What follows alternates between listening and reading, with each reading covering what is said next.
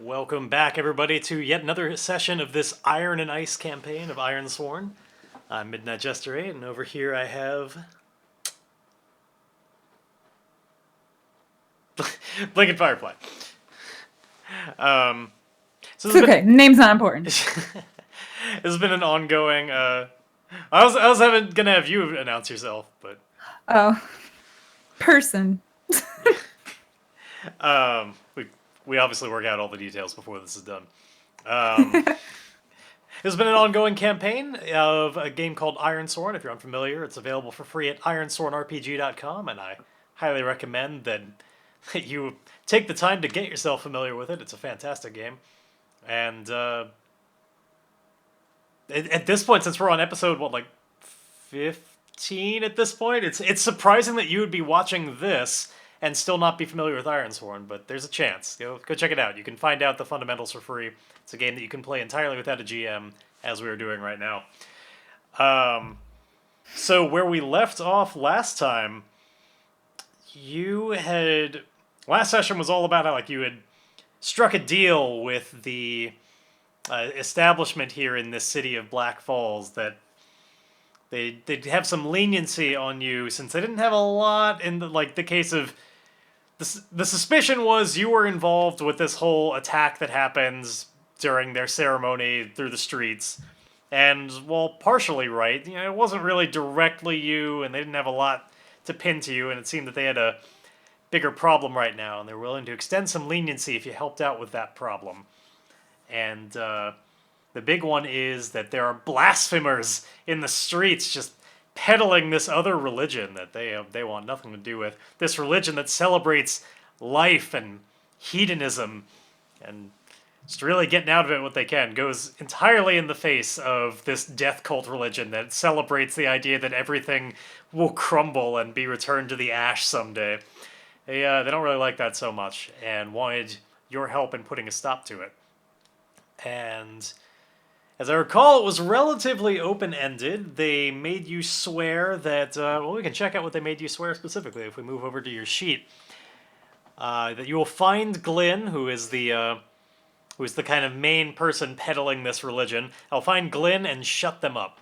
They're pretty open about how you're going to do that. But you discovered through kind of hunting down some leads and finding out who this Glynn is, where they are. You found yourself at Glynn's table for just kind of a communal sort of potluck in the most low income part of the city. Just people that are living in just ramshackle dwellings. You had brought some just roasted pigeon that you had caught on the street, and it did not stand out as different from the types of things anybody else was bringing. Just a collection of hobos inside what you can liberally call a structure, sharing food together and talking about enjoying life. You discovered that they were really welcoming and open and nice to you, and we left last time with a bit of a conundrum on your face of what you're going to do with that information. And that's more or less where we're going to pick up with this question in your mind of, you've sworn on iron to shut this person up. Do you still want to? Is there a way to technically fulfill the vow and not have it come back to hurt you?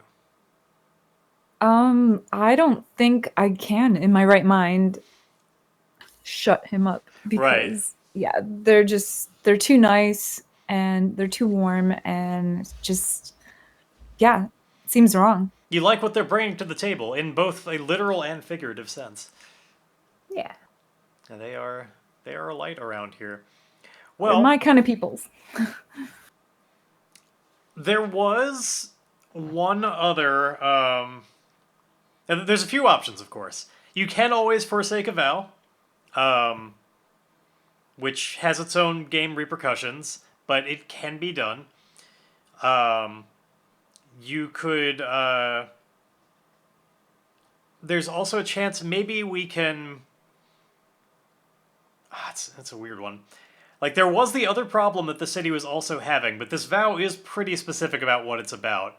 There was the other problem with a different form of blasphemy that was happening with this desecration of their corpse pile at the bottom of the Black Falls by this person who had been outcast, Geethan, this artist who is making this expressive piece by violating the positions of these dead bodies. We don't know exactly how. We haven't really looked into it. So, like, there's a chance that maybe you'd be able to just do something about that instead. But I don't think that would help with this vow. Like, it's a pretty specific one. Now,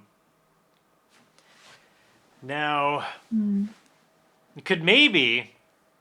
There's another thing to remember, which is that we talked about how this group of people, I believe due to an opportunity that you would roll, that they'd be set up in such a way that they might be able to help you out. Like, you're pretty low on health and spirit and supply and all of that. You might be able to parlay this situation into getting helped out with that, like making kind of the sojourn move, just as part of this feast with everybody. Which I would definitely recommend doing that, just because you're getting pretty low on a lot of stuff. But then also, I do want to explore this possibility that maybe there's a way to, like, do that whole, like, evil genie twisting words thing. Like, let's explore it. Like, I will find Glynn and shut them up. Is there a way we can twist that into you actually helping Glynn? Because you found him, so you've done half the vow. But can we twist shut them up in a way that technically qualifies? Like, maybe... I was thinking about that. Like, is there something else that we can shut them up about? Well, I was thinking I could just have them leave the city. Yeah. Well, honestly, I don't even know if that's twisting the words. Like, I think that even fits within the parameters of what they did. Like, even if you were upfront with them, like, that's what you did, they'd probably be happy about that. I think the town leadership just doesn't want it here. They don't need him, like, dead, though they don't have a problem with that option. But, like, they didn't specifically make you do that. So, if you just wanted to try and get him to leave the city, I think that would, like, completely qualify without even twisting anything. Like, that is a valid approach to fulfilling that vow. But it'll take some effort, because Glynn has no particular desire to do that right now. They clearly are set on what they're about. But yeah, as just a bookkeeping thing, I definitely would recommend, like, let's just start off this session with a sojourn move to kind of represent the merriment and, like, sharing stuff around at this table, the people that can kind of help lift your spirits, and, you know, you get a good nourishing meal, things that can just help you out physically and mentally. And let's just start off with that to see how well the good company gets you back on your feet a little bit, because it's something that your character just so desperately needs, and it'll help put you in a better position for other stuff as we move on through the session. So let's make that the first move. Unless you have some specific objection to that. No. It didn't seem like you would, but at the same time, like, obviously, like, this is your character. I only make suggestions just because I want to get better. Yeah, I only make suggestions because I'm more familiar with the game, and I want to help push you in directions that I think will not only be, like, what your character would choose to do, but also just mechanically will not back you into corners, and, like, help make sure that you keep going on a game level. This is definitely a perfect opportunity to get my health up. Yeah, like, ordinarily this more represents the idea of, like, spending time in a community, like, probably on the order of days, like, you stop in town and just, like, get to know the people, but I honestly don't think it's that big of a stretch to think that the idea behind Sojourn and, like, what that move represents is really all right here at this table during this one meal. You're being revitalized by just participating in a community, which is exactly what's happening right now. It's just a smaller community and a smaller time scale. Mm-hmm. Like, I'm just glad that people like this exist in this city. Exactly. So we can see why it could do, like, it could make you feel better physically. It could definitely boost your spirit. And maybe you'd be able to take some leftovers and boost your supply. Like, yeah. So let's see. I need to find the move here. I'm so happy that now this Roll20 thing that I'm using just automatically, it just has all these rolls and stuff already made. Nice. I believe Hyathin is I believe the person over on Sean Tompkins' Ironsworn Discord. I think their name's Iathan, who's been working on like all this Roll20 stuff, and they do a fantastic job just continuing to iterate and make this sheet like just utterly amazing. I really hope I'm remembering the name correctly, and then bonus points if I'm pronouncing it correctly. So, what do we have here? Sojourn. Let's make a roll. Come on, do the thing. Oh, there we go. So yes, you're going to be rolling it with your heart, which thankfully you're fantastic at that. You're good. You're a good company at this table. People want to be nice to you. Now let's see if that actually happens. Okay, a weak hit, and only because one of those challenge dice was really high. You almost got a strong hit. There's just one of those D10s just wanted to be a jerk about it. But let's see, on a weak hit on Sojourn, what happens? I think it's just that there's as opposed to being able to take two options, you could only take one, is I think the way it works. But let me pull it up, and I'll tell you what those options are. So, okay, this is another move where if you had shared a bond, you were able to add a +1, but you don't.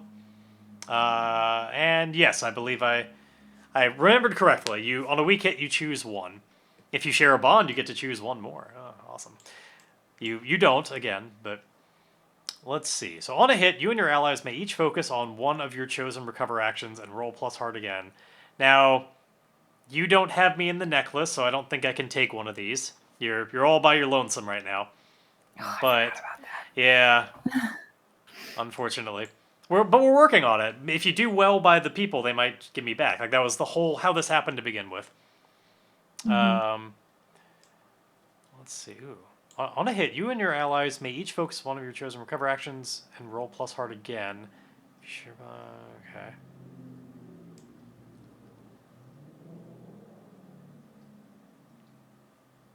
I actually don't know if I've ever read this all the way through. I'm trying to...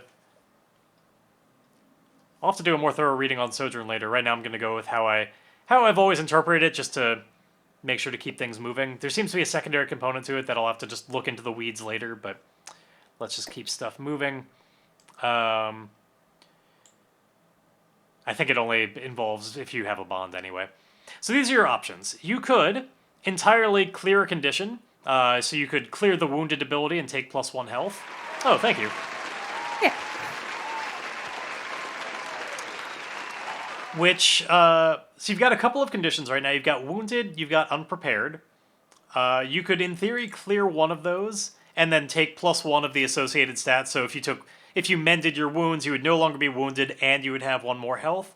Similarly, if you cleared the fact that you're unprepared, you would take +1 supply. Both of those, you have the condition and you're at 0, so they both would be beneficial on their own. You could also just more directly just take health. Like you could take 2 health or 2 spirit or 2 supply or 2 momentum. Like you could take just 2 in one of those tracks. They could provide aid. You would take a quest from them, envision what this community needs or what trouble it's facing. If you choose to help, swear an iron vow and take +1. So if you were in need of a quest, you could do that. I don't know that's really the thing you're missing right now. It's going to be a quest within a quest if I do that. You certainly could. I don't know that's... Of all the options, that seems like what you're not really in need of right now. But yeah, the main things are basically like, make your tracks better. Now...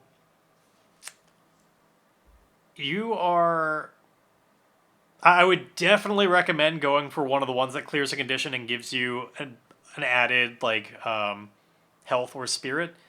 Because it's hurting your momentum right now. And, let me just check to see if heal can clear a condition. I don't think so. Oh, it could.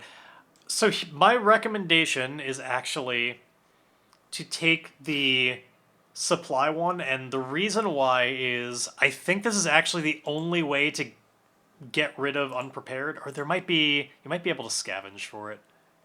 Let me just check. I just want to make sure I'm giving you the proper information.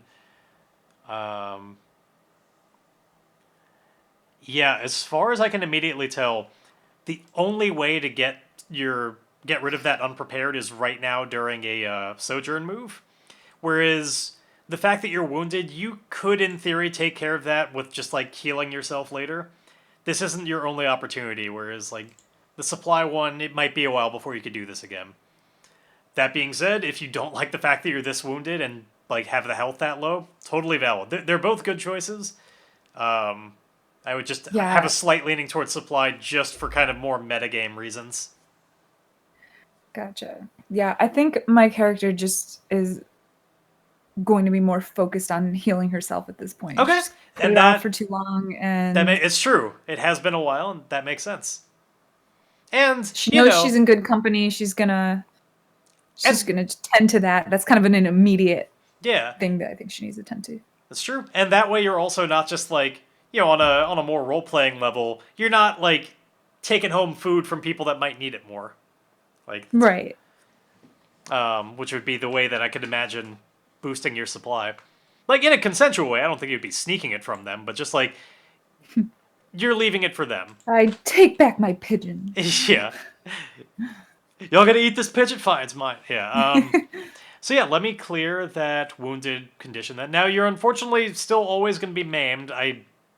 Short of like a big quest or something, I don't know of any way to get rid of a bane. Like once you're maimed, you're maimed. There might be some ways trait wise. Oh, actually, that reminds me. There, I think there might actually be an asset that you could qualify for being maimed. You would have to buy it. Let me pull that up really quick because I think there's an actual asset for this. And let me see what it would do just while it's on my mind. So I'm pulling up the... I swear this is a thing. Something that opens up like once you get maimed. If you wanted to like define you. Looking real quick. No, these are rituals. That's too far. Sorry, it's just going to drive me nuts if I don't verify it. That's okay. Aha, yes, Battle Scarred. So you don't just get it automatically, but you do now qualify for this. You are Battle Scarred because you have become maimed. And I believe you still have some experience if you wanted to buy some of these. So your options with Battle Scarred are, let's see, there'd be one that reduces one of your stats by 1, but then adds 2 to another stat or 1 to 2 stats. So you could like be less physical but more wits or heart. Is one way that, so it's like kind of a Battle Scarred lets you do a trade-off. There's also another option on there where you overcome your limitations, reduce your maximum health or spirit by 1. Maim no longer counts as a debility. Oh, okay. Does not reduce your max momentum or so. It's kind of a way to get rid of the really bad parts of it, but you'll never be as your health or spirit will never get as high, so you'll be all the closer to getting back down to 0 in the future. Looks like all of these are a little bit of trade-offs.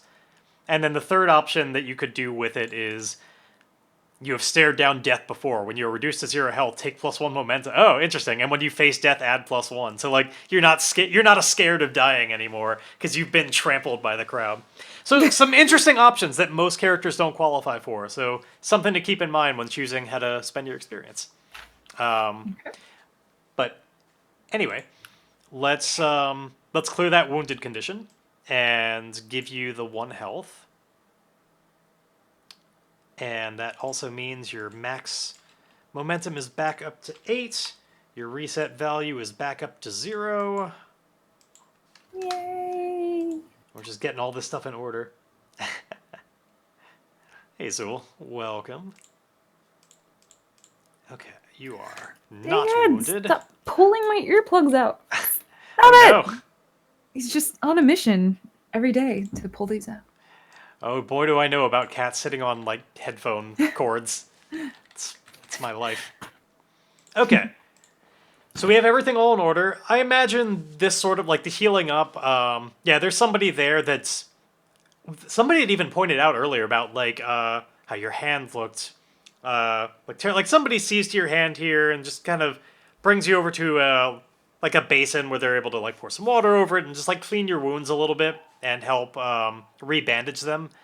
in a way. Like it was probably getting pretty filthy from being trampled in the streets and everything, and somebody just helps you out with that, and Probably a little infected. yeah, and just the good meal, yeah, even though it's probably full of like parasitic street birds. This good meal, it You will, boil it enough. yeah, hot pigeon stew just really helped you out. That actually sounds delicious. It to helped me, your but- immune system. Well, I'm glad. Apparently, to Grae as well. So yeah, there's probably a point in the evening where like people are starting to feel a little bit more full, but everybody's just still around the table, just like laughing and having a good time. But the energy's dying down a little bit. There's kind of that like for a while people have been telling anecdotes and uh, just having a good time together. But there's that moment where things just kind of reach a calm. And if you were indeed going to move towards trying to, convince Glynn towards something, that there's a window here where you could kind of interject more. There's not as many people just like talking over each other, and like there isn't the energy that's kind of self-propagating where as a newcomer it's hard to like put yourself in there.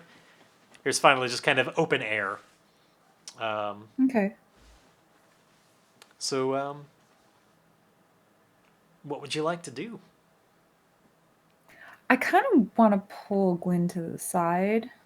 Okay. Now, granted, there's not like this isn't a huge place, and the table takes up a good portion of it.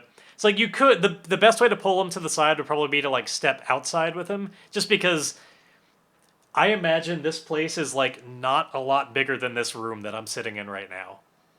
Like, Okay. maybe a little bit more, and obviously less cluttered with other things, but is a very small establishment, so not a lot of places within the walls to take somebody aside.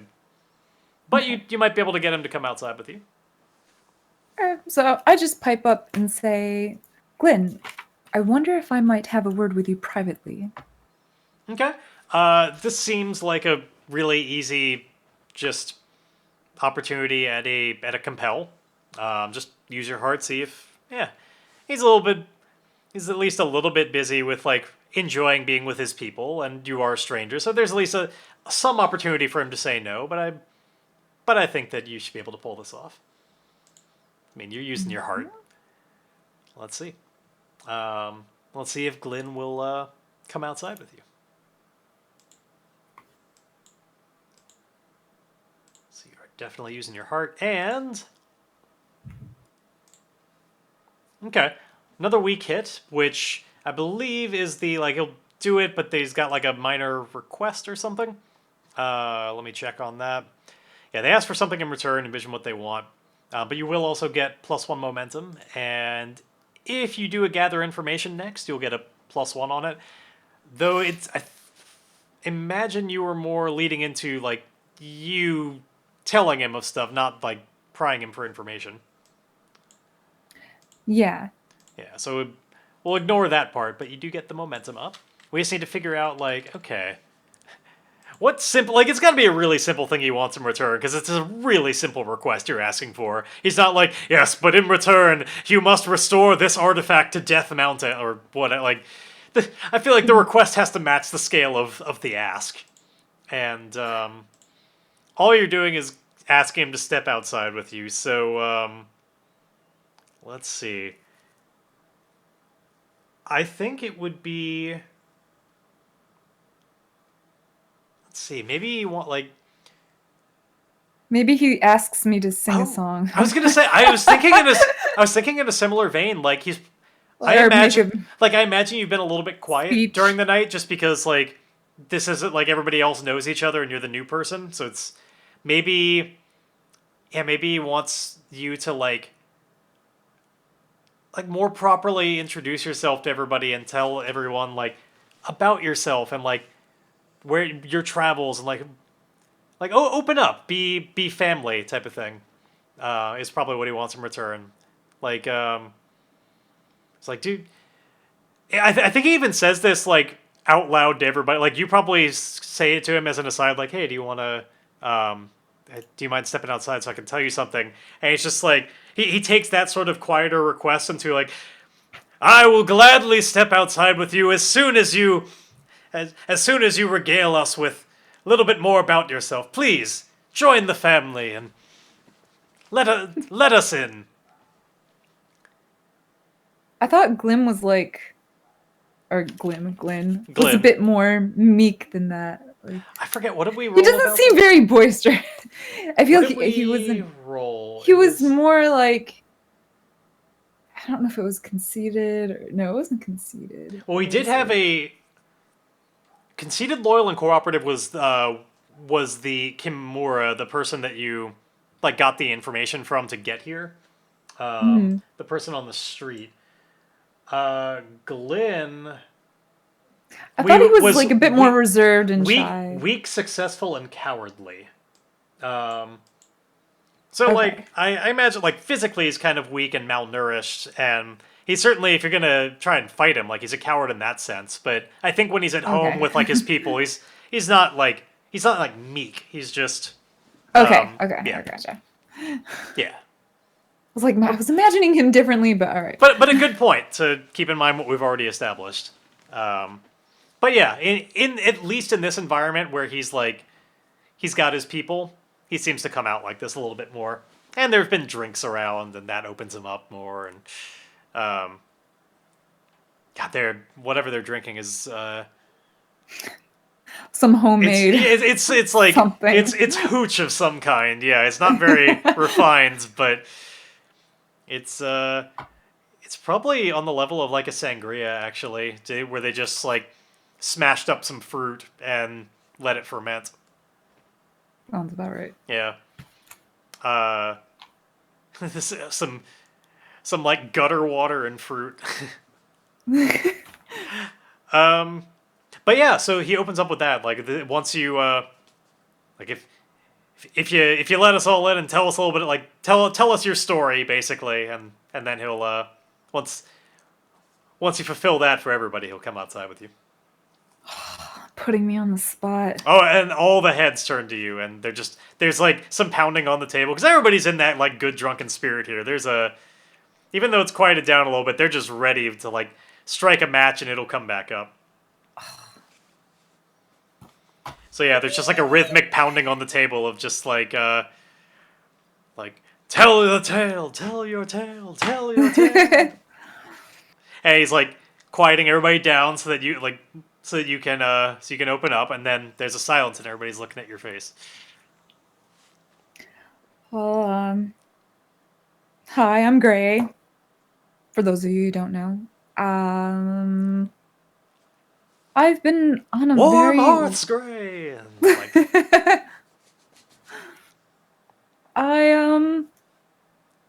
I come from the London. No, I don't know. I come from a very small town. Very humble small town. I've been on this long journey. What's the town's name? Oh God, what is the town's name? I don't think we ever established that. It seems like a good opportunity to do so. I don't think we ever gave this town a name. Let's see. If we want to I see it determine. like not having lots of trees for some reason. I see it being very like stony, hilly. Well, there's a way that we can do a settlement name. Just it'll give us some vague ideas. So let's see. So this settlement was named after a creature. Why have the people of this settlement chosen this creature as their totem? How is it represented in art or ritual? So wherever we came from is named after some kind of a creature that has an importance there.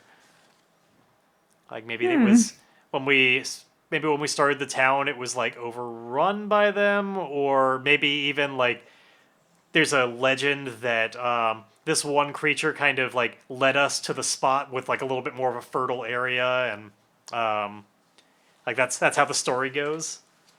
Like maybe Woodchuck. I was thinking that, or like we followed like a fox or something. Like we have just in our lore, like we were led there by this wise fox, who never said anything, but just like led the original person who helped found our town. Yeah.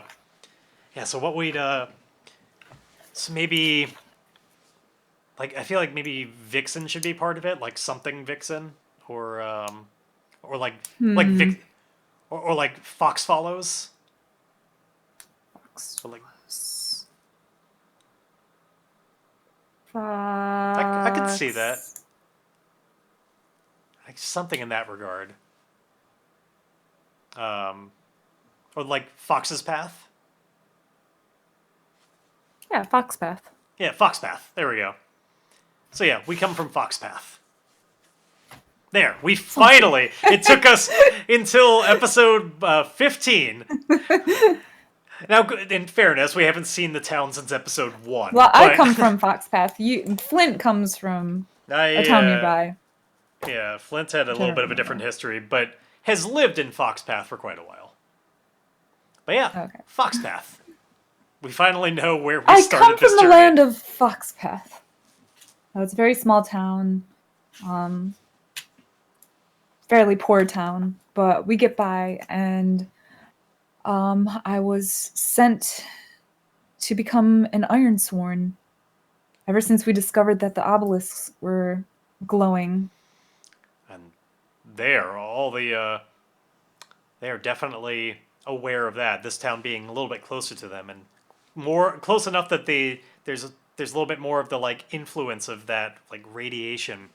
Um, it occurs to me we might have an opportunity here to like maybe make some progress on uncovering the mystery of the glowing obelisks, just because they live closer. Oh, yeah. I just could ask them how much they know about them. Yeah, I mean, we definitely have to do that separately, but it Okay. only now hit me that like, oh wait a minute, like getting closer, we could always find out like what's their take on the obelisks. But when you said that,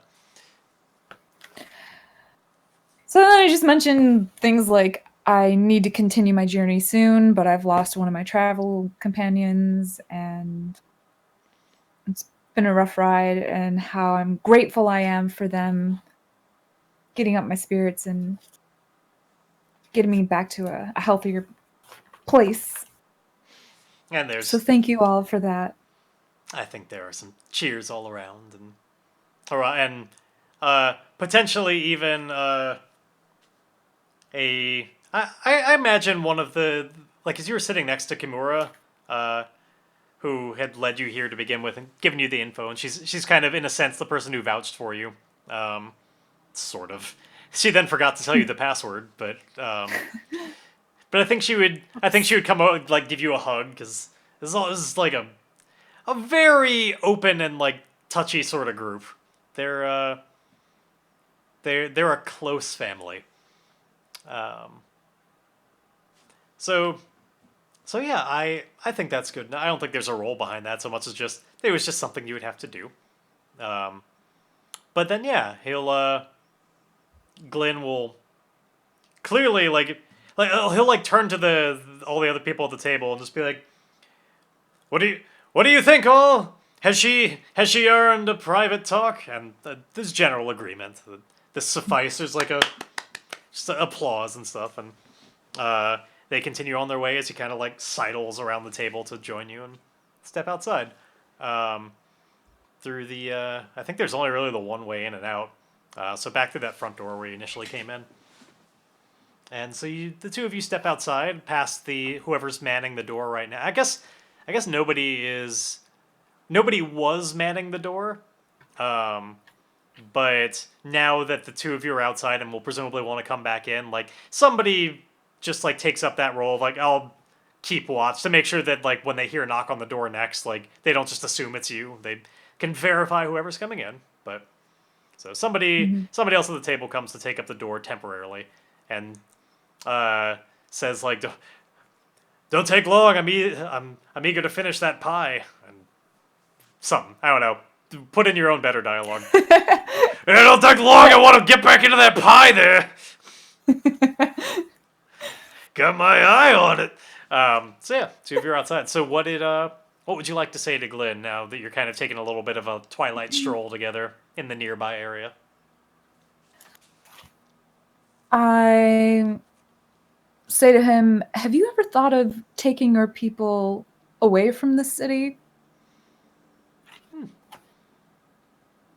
Well, Well, I would be lying if I said that the thought hadn't crossed my mind from time to time. I've never really thought us capable. We, you've seen inside, we don't have much in the way of possessions, and many of us, myself certainly included, are a little weary for the open road. I don't know where we would go. Hmm. Well, I do know there are many towns nearby. What if I told you I've heard from a powerful source that there are plans to end you and your people? His shoulders slump a little bit, and he says, actually, I want to see. I think this is a good opportunity to be like a secure an advantage for the rest of like when you try and convince him. I think you could Mhm. potentially say things in a way that like prime him emotionally to be like a little bit more intimidated by that idea. I think Mhm. this is a good setup role for something else. Like how well do you sell that to him rather than just say how he Okay. reacts. Let's see. Let's roll secure an advantage. I like this tack though. I'm definitely seeing like I really hope it works out this way. It's like going to be in the dice's decision, obviously, but like I really want this to ultimately turn into like you just have this band of hobos following you on the road, like and like we'll find a town together. Like you'll help them out, but they'll become like this new people that you're responsible for. Like I just want this to happen so bad.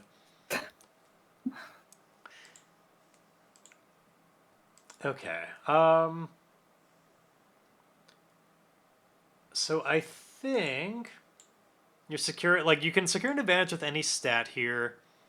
I even though it's sort of like intimidating him, I don't think that you're literally like I don't think you're benefiting on your iron here because it's less that you're like trying to scare him with your like the way you're saying it so much as you're trying to just make him think of certain things. So I don't think it requires you to be tough and an intimidating presence so much as maybe wits to be like saying it in the right way and like at the right moment to get him to really consider it rather than just brush it off. Mhm. I'd say it's either wits or charm, but or heart rather, but um, I feel like heart is a little bit too friendly. Like it's not charm, loyalty, or courage. Yeah, I think I'm gonna go with wits on this. It's closest to expertise, insight, or observation. So let's go with Okay. that and see if you can get him teed up for the eventual thing.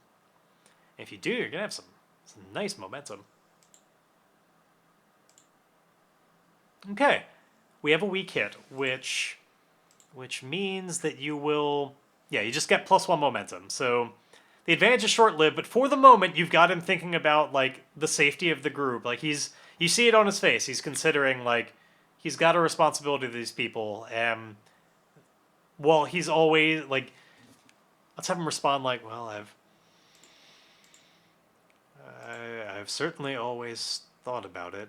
And I think like the fact that we know he's cowardly, like you're kind of hitting on that a little bit. Like we know Mhm. that he's afraid of that, and that he couldn't do anything about it, and that maybe he's like idly thought about it before in a like, oh, I'm sure they don't like me kind of way. But you're making him confront the reality that it's like, yeah, that's a big deal, and they could do something about it.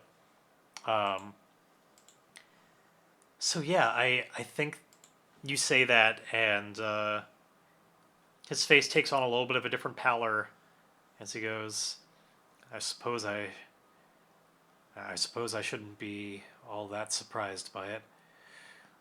What what have you heard? Oh, yeah, I think he actually let's Uh, have him start stuttering a little bit more. Like maybe when he's off his game, like what have you what have you heard? I've actually been sent here by a powerful priest to what he said shut you up. But I can't bring myself to do that. You people are too good and too kind, and I just that's not what I'm about. So I hope you can take my warning to heart and consider leaving, because you are in danger here. Okay. I mean, I'm not going to do something, but I fear eventually they will find a way. Well, this sounds like a fantastic opportunity to make that compel move. Um, which, again, even though in a way you're trying to scare him out of town, you're not literally taking that iron tactic of, like, get the fuck out of here or I'm gonna fuck you up. Like, you are trying to charm him out of town and convince him, like, I really think it's in your best interest.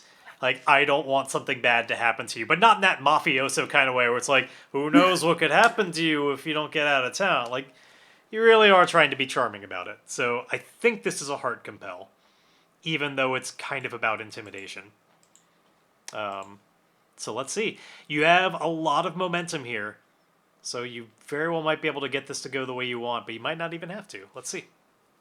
Let's roll that compel. So, rolling it with heart.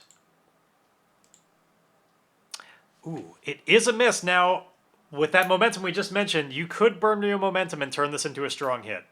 Right now it's a miss, and for whatever reason, like, he will not do it or make a demand which costs you greatly. Like, this might be a type of thing where maybe he does take it in that other way, where, like, he thinks that your words are just kind of a cover-up for, like you're just trying to intimidate him.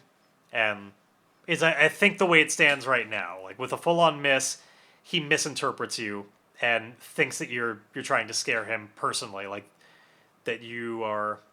Yeah, you get it. I don't know. I think I want to burn my momentum. Okay, you certainly can, and then that'll turn this into a strong hit. And it seems like a good idea. I think it's a good opportunity. It feels like something that's important to you, both as a character and a player. So, hey, what do we build up momentum for if not to do these kind of big turnarounds of, no, that's not what I want to happen. I have built up towards this. I have made this thing. So, we're going to reset you back down to 0, unfortunately, because still have a couple of conditions or debilities. But a fantastic opportunity to turn this into a strong hit.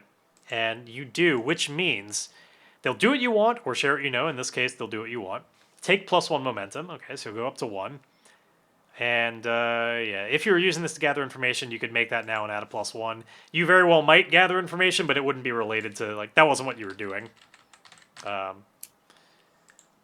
So yeah, you stick the landing with a little help from momentum. Totally buys it and understands that this is a big deal and you will not be the last. And I think he turns to you with a look of desperation on his face because he was not bullshitting before about why they hadn't left town. And he says, you may be right. If they're starting to make plans like that, then perhaps the dangers of the road are not as much to fear as dangers of sticking around. Excuse me. I need another drink. And starts walking back towards the going back towards where they came from. He stops before he goes back inside and says to you,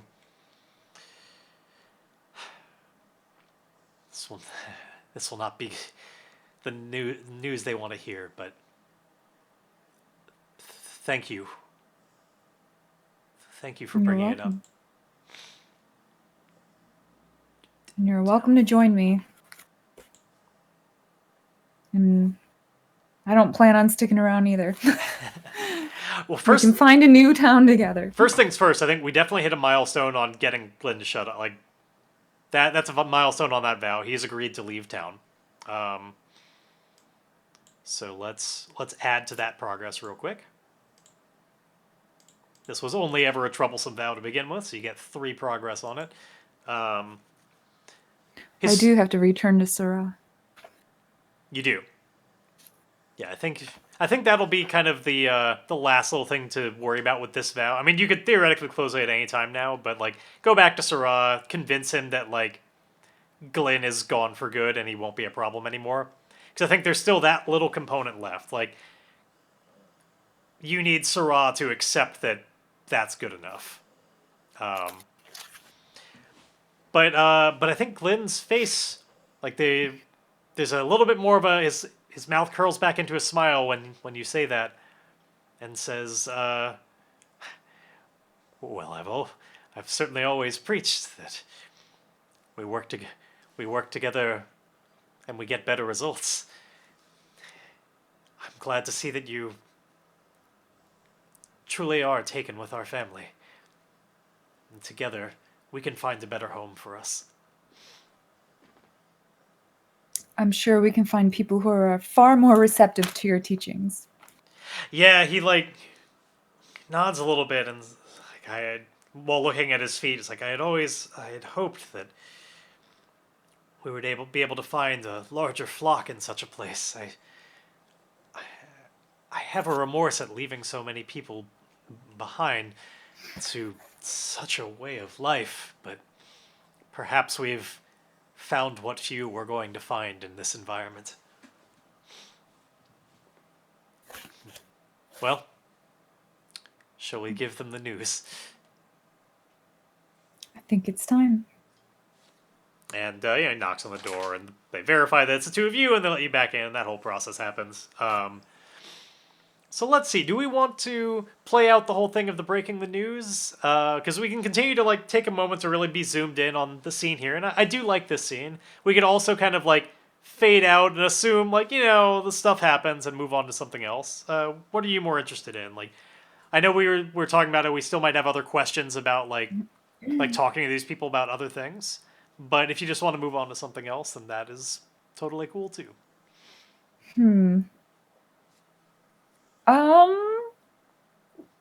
Let's stick around a little bit Okay. and see if we can get some information about the obelisks. Yeah, sounds good. Then yeah, we come back with you two inside, and we just get to really enjoy this warm scene with the I forget what they called themselves. It was something about a hearth.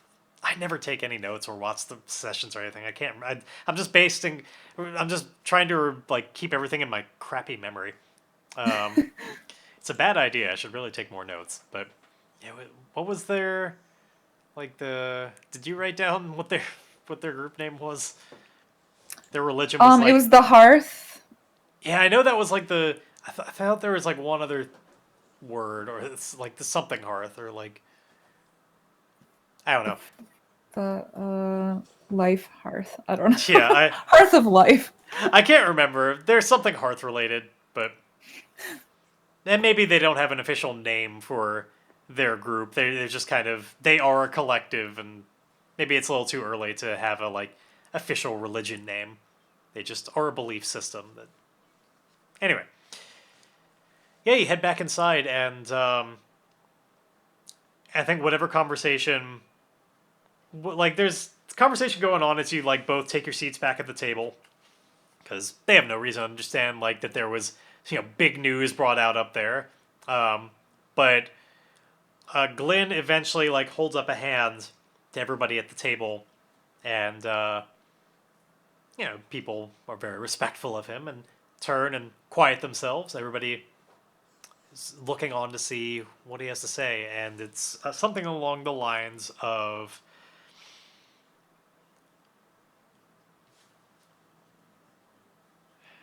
"My family, there are many trials that we've had to put up with in a place like this. And it has come to my attention that our best course moving forward is to take on a new set of them. This is not a place suited for us. We must find our actual homeland. Be it a place that is more receptive to our ideas, or be it a new spot on which to form our own town. to inspire others to make their own pilgrimage. This is not where we need to be. The people are too set in their ways. Everyone here at this table is a member of my family that I would bleed for. But I believe we're looking at the entirety of this family tree for as long as we stay in Black Falls. Grae, tell these people what you told me. I regret to inform you all that if you do stay in this city, you will perish under the hand of the high priests. And there's... I spoke with one of them, and that is their intention. Okay. I'm not going to make any kind of rules here, because I really think that you've convinced their leader. It doesn't, like... That's enough of a pull on the rest of this small group. Like, you have them because you have Glynn. So, like, there's no amount of, like, convincing them. I more just want to roleplay it out. Yeah. So, like, I think there's maybe some amount of, like, you know, consternation from that and people that need to be settled, but Glynn is reassuring enough and, like, has enough of the, like, leadership in mind that, like, he will keep them all on board. You know, you got a strong hit on that. So, he adds, I look forward to having you all as my travel companions. And to that, there's you know, a greater response, and kind of brings back towards the silver lining around it all. That, like, sure, it's grim news, but it just, you know, we're still all going to be together as a family, and we'll help each other out. Which I think Glynn focuses on a little bit more and says that all of us together, all of us have come from places of great turmoil, and individually we have not been able to amass much for ourselves. But look at the bounty on this table. Individually, none of us could make it on this road, with possible exception of our new family member Grae over here. But individually, none of us are hardy enough for the trials of the road, the great expanses. But by working together, we will pull through this, and we will find our home. And I think people raise a glass to that. And Glynn says, so, drink like it is your last night in this town, because it is. Tomorrow... Tomorrow we set out for... He turns to you. Where are we setting out for, Grae? You know more of the area. You know more of what lies beyond these walls than any of us can speak to. Well, my journey leads me towards the obelisks, but I have faith that we will come across many more towns along the way that are in desperate need of guidance. I think you're quite right. Just by the nature of the way this game works, I think you might be onto something there. Yeah. So towards the obelisks. Speaking of which, I was wondering if I could ask you all, what do you know of these obelisks? Well, let us make a gather information roll to see what all they can tell you.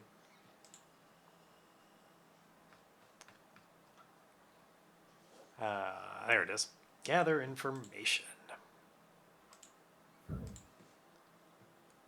Beep beep beep doop. Alright, we are rolling with wits here. And no pluses, but oh shit! This is a double 10 complication. No! Whatever they have to tell you here is like so bad news. Like, it doesn't get worse. It's definitely going to give you progress on uncovering the mystery of the glowing obelisks, But they have got some terrible news. Because even on a regular miss, your investigation unearths a dire threat or reveals an unwelcome truth that undermines your quest. Pay the price.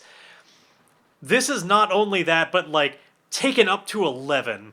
This is in by the game's recommendations, the higher the match that you roll, the worse it should be. It doesn't get any worse than this. So we need to come up with something really bad about these Damn it! obelisks. It's the perfect time for it though. Like that should be what happens here. I couldn't be more pleased. Best time for it. Let's give you a mark of progress because they are going to tell you something.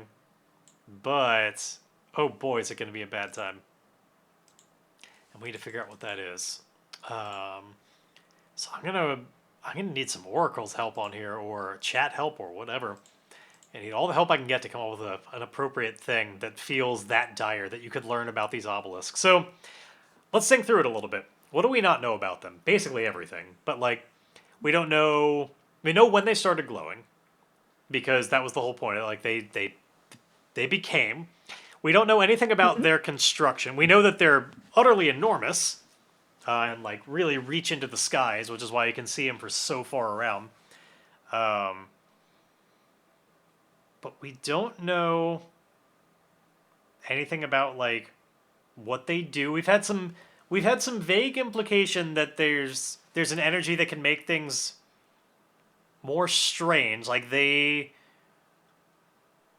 being closer to the obelisks, we implied before is kind of what's fueling the like sacred areas of this town being more like damaging if you're not protected with death. Yeah, what if anyone who goes near the obelisks die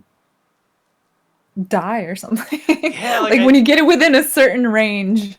like there's definitely got to be something that we can do about it, but at the same time, like yeah, like I feel like on that level, like it's definitely got to be something where like it's like going towards a nuclear site. Like the closer you get to this, like it's gonna get completely uninhabitable to the point where if you are not properly shielded from its effects, it'll kill you. Like it's I think we can take this to understand that the towns that we're gonna get to as we get closer and closer to it are gonna be all the more warped by this sort of like I really want to think of it in the framework of like radiation, where like things are going to be more mutated and weird the closer we get to it, and eventually just What if devoid of life. But what if they cause warping in dimensions? Like what if they actually yeah, I was start thinking like it could be a doorway to some other dimension that's like leaking out in a very harmful way like that. Like whatever reality this is connected to is like poisonous to our own. So the closer you are to it, the more it's like distorting our reality and making it harmful for people that are from here. Like it's you kind of like torn between two worlds, and that's like bad for your body. Um, Mhm. yeah, maybe it's like that. It's like connected to some other.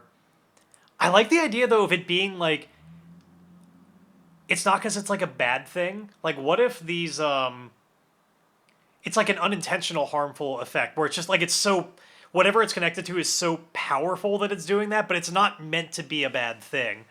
Like I'm imagining like these towers are actually like they're like roots of the great tree Yggdrasil that like is the source of all magic in the universe, and like it's just so pure a connection to like such a powerful force of magic that like our reality can't take it in that like undiluted form. Like we have magic kind of, but it's like it's so much. May as one possibility. I do like the idea of it just being a connection to another reality, though, because that just begs this question of like we want to see that other reality, like we want to cross that border, or see things come from the other side, and so yeah, maybe let's run with that, and like I don't think that there's too much they can tell you, just because we only have the one progress on uncovering the mystery, so like we don't want to solve the whole mystery right now, because that undermines the whole point of it being a quest. But right? I but I think that they can tell you yeah, that they the gist that you get is that they, who knows, say that it is that it's extremely dangerous, that the closer one gets to it, the more likely one is to the few survive. What if they just disappear? Like if you get within a certain range, people just disappear and they don't come back. Oh, I like that because who knows? Maybe they're just in the other reality, but we don't Mm. know. Yeah, like the legends are that those who try and get too close to it have a pattern of just disappearing without a trace, presumed dead, That's a huge complication. presumed wiped from existence. Yeah. Um, yeah, I like that. Um, Just literally, if you cross a certain barrier, they're just and gone. and nobody knows where that barrier is. Like you can't see the barrier. It's just you're gambling with it the closer you get. Um, Mhm. many have tried to explore the obelisks. I think we should tie this in a little bit to how they're like. What's the difference between before Oh, they were turned on and now? Like, were people able to go to it before they turned on, and like this is just a recent thing? Because I guess they have been on for like over a year now because of our time skip. Um, oh yeah. so there is enough time for there to be like tales that have happened of people that tried to go there since they turned on. It's not like this was only a week ago. Um, so yeah, maybe there's been enough time that it used to be okay, but ever since they turned on, you're not the first to try and explore them. Many have many have been intrigued by their and drawn in by their glow like a will o' the wisp, but it is said that nobody who has ever gone after them has returned, save for one who was too cowardly to go on, but watched as his traveling companion trod forth and disappeared before his very eyes. And I think because this is a full on complication, they don't know any more about that person. Like if you were trying to follow that lead, I think you would have to Mhm. find another way to figure out who that is because like I think to them it's basically just a legend they've heard. They couldn't be Yeah. like, and that guy lives in Fucksburg over there. Like they don't know, but that's the rumor that is spread is that there was one such person, and like that's how everybody knows is one person was too cowardly and just watched this person disappear. I think since it's a double 10 complication, it should be a little bit gruesome, where it's like disappeared in pieces, like Oh. where it was like first as they were moving, uh, one of his arms was gone, but still he kept walking, almost as if not noticing that it was missing. Then then his other arm, then one of his legs disappeared, and still he hopped on, seemingly not noticing that he was missing a leg, despite clearly adjusting his movement. Eventually, Hmm. like or maybe not even full like limbs like that, but just like yeah, I like the idea of it like not happening all at once, but the person just not even noticing and like he called after his traveling companion, but his words fell on deaf ears as if despite the lack of distance they weren't reaching him. Maybe that was the thing. Maybe his ears went first. So like he Oh. yeah like the first like as he was walking away with his back turned, first he lost his ears but seemed not to notice, and as his companion called after him desperately, uh, the figure kept walking, slowly losing parts of himself before altogether disappearing. All right. I think we have come up with a decent double 10 complication for these obelisks. Get juiced it up with enough lore and magical bullshit Yeah. to make it befitting of a game of Ironsworn. I like it. And we've Hmm. finally got at least a little bit of the mystery of these. So, with that in mind, You have mentioned going towards the obelisks. Um, Now, this is where it gets a little bit tricky, because we've already convinced Glynn that, like, to leave town, and he seemed, I guess, happy with the idea of going with you, but I think now if the plan is to go in that direction, if you want them to go with you as opposed to just trying out on their own, like, that's an intimidating prospect you're talking about. So Yeah. that might need some further convincing, if that's the direction to go in. I think it's possible. I think you could theoretically convince them that, like, you know, they're still safe for now. They don't have to go. We don't have to go that far, but that is the direction you're traveling in, and if they want your help, they're gonna have to come along that way. I think there's an angle there, but they're a little intimidated by all the visuals of what they just described to you. Yeah. So, yeah, it's clear on their face. Like, they don't say it out loud, but you can easily see on all their faces all the second guessing of the idea of going in that direction. I can tell everyone's quite concerned. But would you all at least be willing to travel with me as far as safely possible? How will we know how far is safe?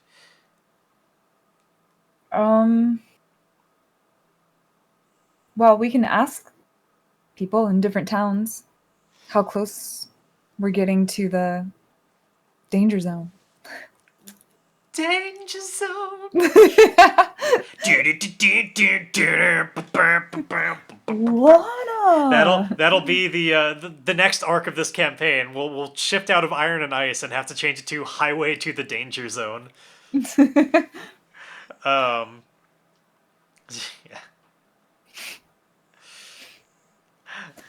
Okay, well, let's see if you can convince them of that. It seems a reasonable proposition. Let's just see how well they take to it. So, again, we're making a lot of compel moves this time, but this is what it's about. I like that we're, at least so far, it's all this one long scene, but been enjoying the opportunity to kind of zoom in a little bit and just roleplay it out. And Yeah. it's got a very different feeling of stakes to some of the other times we've had. Like, last session was just you getting, like, pounded into the dirt for a while. It's nice to have one that's a little bit different, a little bit more, like, even though we've had a bunch of weak hits and now a complication, like, the energy feels a little bit different. It's a nice pace breaker. And I feel like it all started by starting off with the Sojourn. So anyway, let's I just thought of another complication. Oh yeah? Lay it on What me. What if the borders of the obelisks are surrounded by various groups of people that are super idealistic about the obelisks, and they're like kind of violent, and maybe there's like war protective going of on it? between I think that is various groups. I think that's certainly possible, and I do want to use that, like, but I want to discover that more as you fill up that track. Like, I think we should hold on to that and remember, like, as we find out more about the obelisk, we can find out that that's true, that maybe there's some way that people have found to get up close enough, and those who have are really kind of warring over it. But if only to make sure that there's more and more that we can learn about as we go on through that track. I don't want them to give you all of that right now, just so that there's more mystery to unfold. But I do like that idea, and I think we should use it when we find people who have that information for you, like, as we get closer. Sounds good. Yeah, but these people are only afeared of it, and it helps make sure that there isn't that idea that there are people that have survived to, like, give them hope, like, oh, it can be fine. Like, as far as they know, it's just death to anybody. So let's compel them. Okay. It's definitely a heart compel. Just fill them with courage. Let's see if you can do it. Travel with me. Yeah. Safety in numbers. You can do it. Hey, yeah. Even if your ears, disappear and then you walk away into your own oblivion. Hey, look at that. A strong hit. There you go. You compelled them real good, like. You showed them the meaning of courage which means you get +1 momentum. And if you're gathering information, then you could, but with a +1, but you're not. But you build up that momentum, and importantly, you convince them to come along with you in that direction, that you'll keep them safe. You know that you won't take them farther than is safe, and they can trust you. You've already kind of... Yay. Yeah.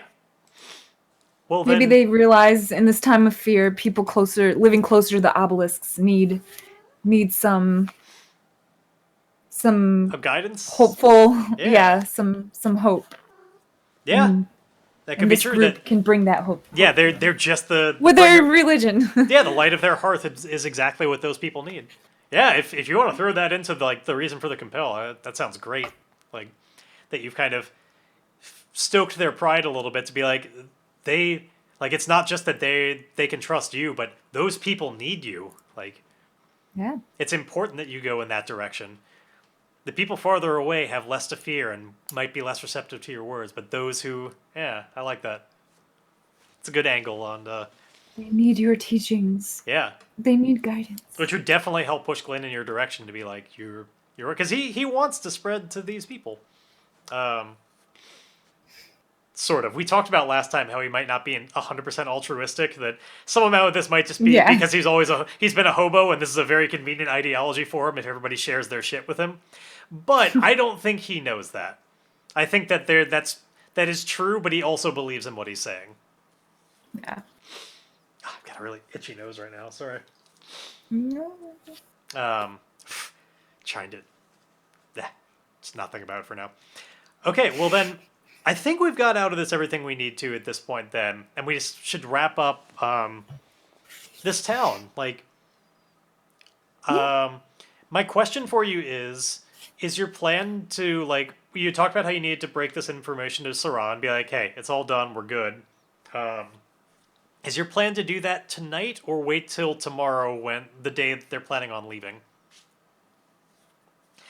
I think I'll wait till daybreak. Okay. Well, I think eventually everybody's going to depart to their own individual homes. Like, there's just not enough room here for everybody to sleep. Like, even though they're a big family and they all get together for these, like, this is just where they all eat together. They have their various homes of some form or another. Some people are a little bit more directly sleeping on the street. Some people have small places that they call their own, or are squatting in some other more dilapidated place. But they all have their separate areas. They don't spend all day every day together. And so everybody's moseying off to those. Now, you don't explicitly have a place right now. You're about as... You have about as much of a home here as them. What's your... If you're waiting until daybreak, what is your plan with all that?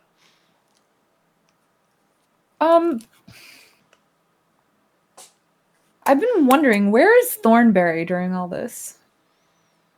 Has he been with me? Or... Probably not the entire time. I would imagine that there was a similar manner of, like, when you came in through the gates and they gave you your flower. We did kind of gloss over that. I forgot to think about it, but let's say that when they gave you your flower, there's probably also just sort of like a place where you were to leave your horse, like more or less at the gates. Sort of like a town stables.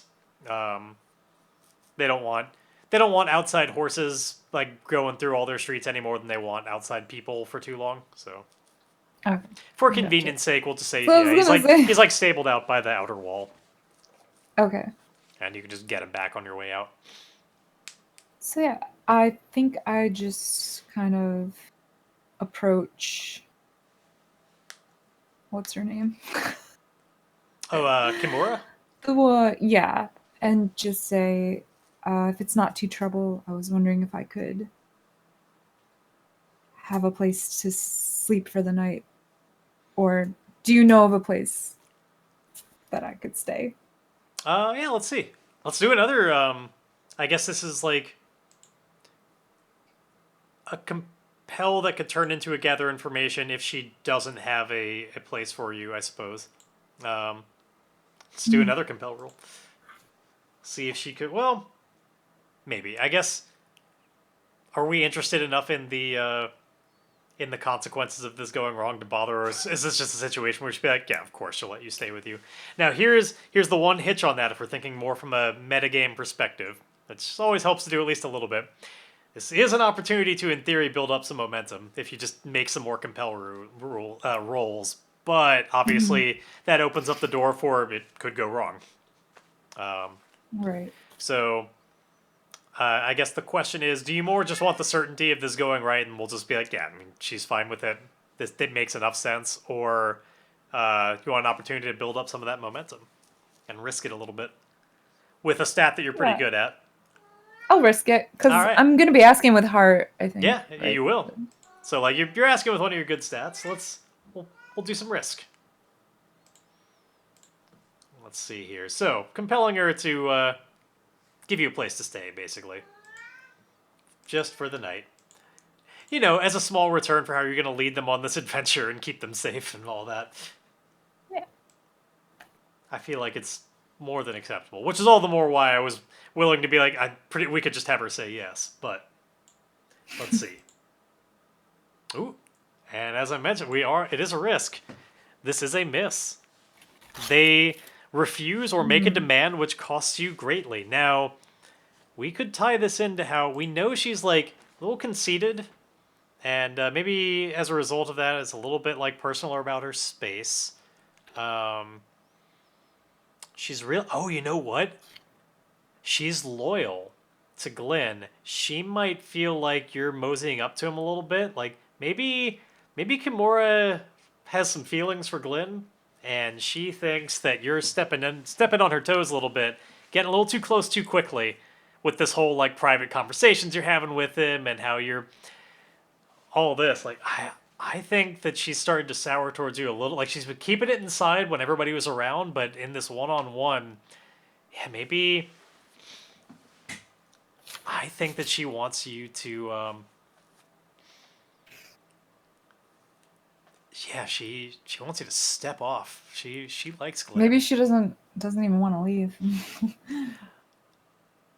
I mean, I think she's okay enough with that just because like Glynn wants to leave and she definitely wants to stay with him. But yeah, how about she's sort of she turns back to you and says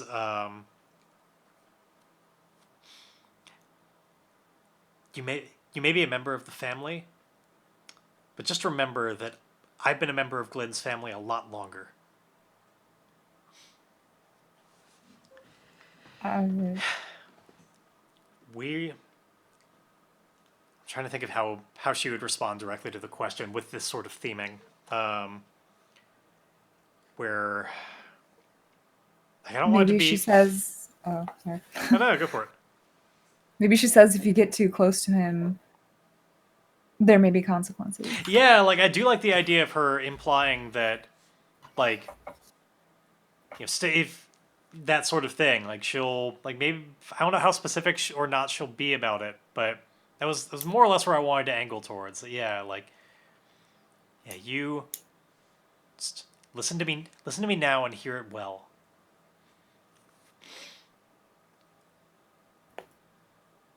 Stay away from. You may be leading us on the road, but person to person, stay away from Glynn. He's mine. And if you cross that boundary, I will make sure that these people turn on you. I've known them a lot longer.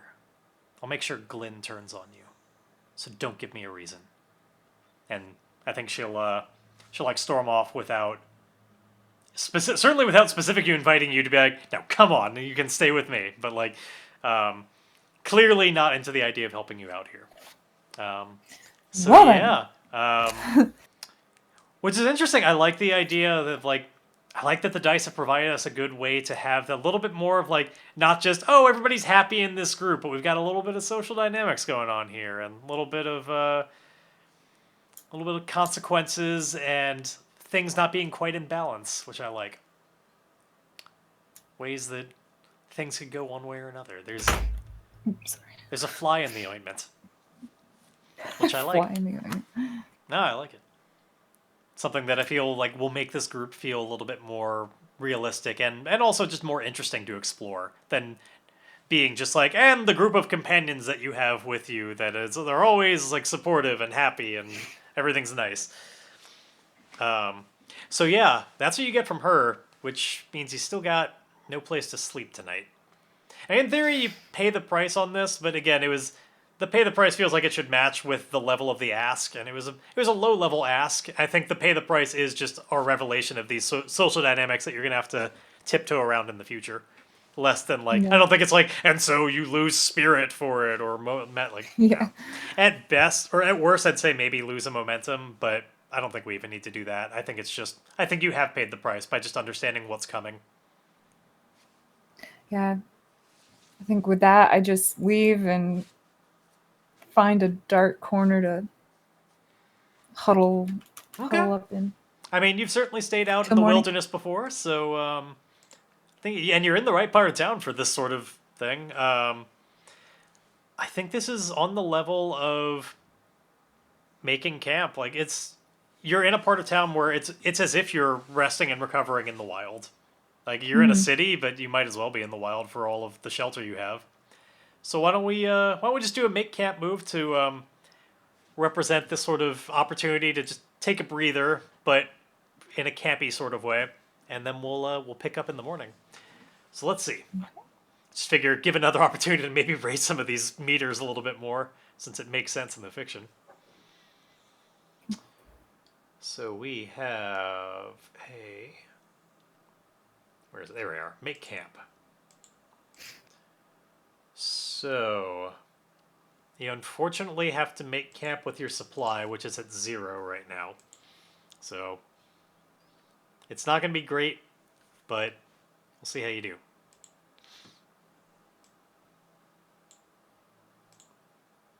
Okay. Hey, you pulled off a weak hit, which is not the not the worst result for rolling with a +0 right now. It means that you'll get to choose one from this list, just like when we were doing Sojourn before. So you can take +1 health. You could do a version of that that's only worthwhile if it's not the only thing you're taking, which is it's just worse. It's take +1 health but lose -1 supply, which yeah you wouldn't want to do that. So skip. Basically, you can take health, spirit, momentum, or a +1 on the journey that you're about to undertake with these people. Um, so you could prepare yourself for that journey, or take one to one of those meters, whichever most interests you. Supply is I still at 0. will. Health is at 1. Spirit is at 2. I'll prepare for the journey. Okay, so you kind of spend that night just thinking a little bit about the road ahead and figuring out the road to take. All right. Well, just remember that when we do make the undertake the journey move, you'll have a +1, which combined with you being a wayfinder and everything, you'll be fantastic at that role. I guess you are the person to lead this group. You are a wayfinder. Yeah. Pretty Uh, confident in my wayfinding. yeah. Okay. So then, we skip forward a little bit to the morning. You manage to find at least a little bit enough comfort in whatever alley you're in. Bundle together some trash or something to give. It's not you don't wake up with like an achy back or everything. Like you make enough comfort where you are. You find a place, Mm-hmm. where it's at least as good as sleeping on the ground usually is. And yeah, other people who have a little bit more in the way of possessions. I mean, they still are very, you know, indigent people around here. They don't have a lot, but they've got some manner of possessions to kind of cobble together before they hit the road.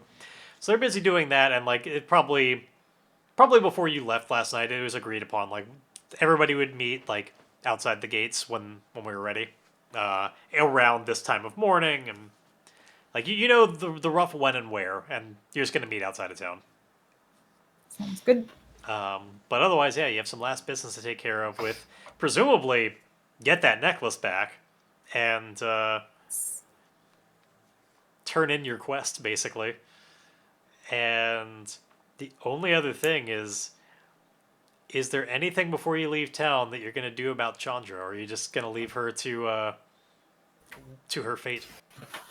So we don't even know what's happened to her, I don't or if there is think still a Chandra to save. I don't have strong intentions to further anything with Chandra, Okay. but I might inquire about her. All right. Well, let's just cut towards the like you make your way back towards the where you would meaningfully meet up with Sera. Like I'm sure last time you met there was some exchange of like where to get to him. Um, Mhm.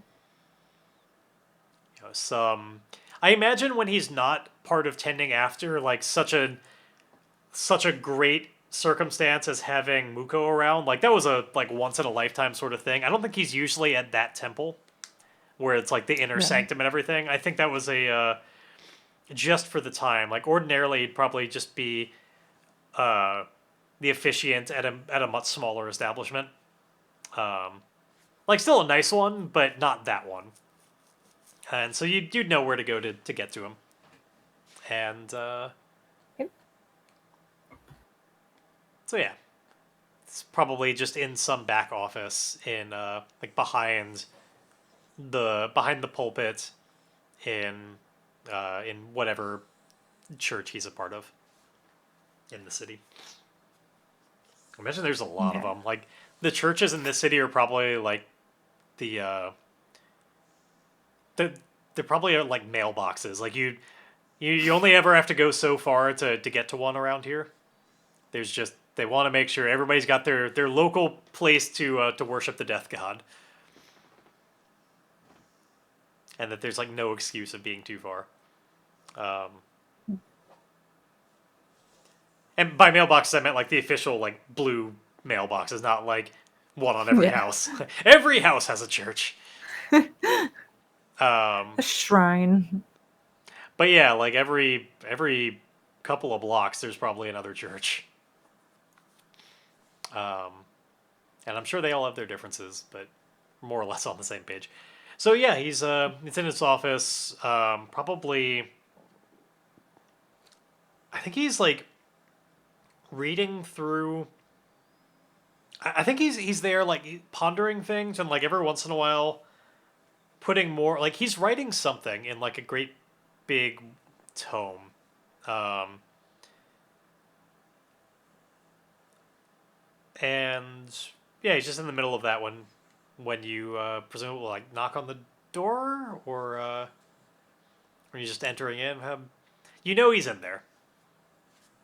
Yeah, I think I'd just knock on the door. Ah, looks up from what he's doing and beckons you in. Good morning. So, ah, I see you have returned. I have. Please tell me that you are here to fill me with a smile.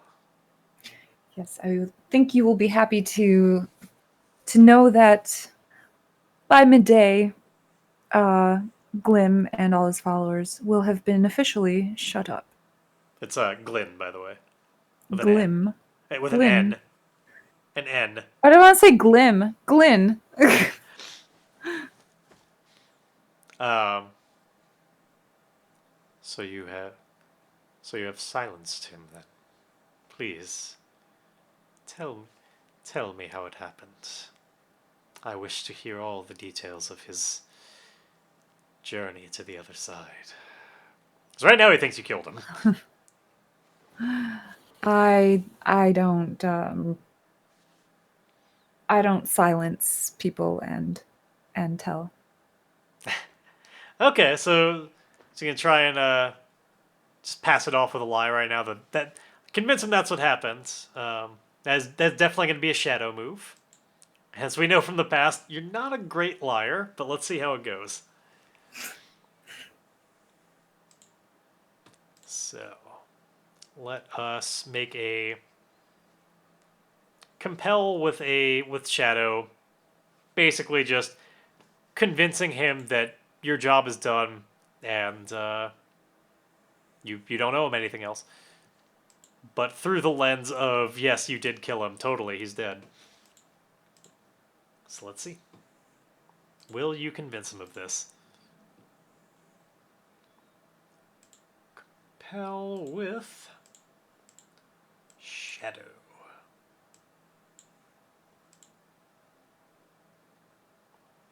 Okay. You do pull off a weak hit all by yourself, even with a 1 shadow, which means like they ask for something in return. Envision what so they do what you want. You get +1 momentum, and he accepts this. He believes you, or maybe like wants to believe you, but there's like one more thing. It's not as bad as getting a miss. Like I think if it were a miss, he'd be like, show me his body. Like I don't think it's that bad, but there's something he's got to want in return to like seal this up nice and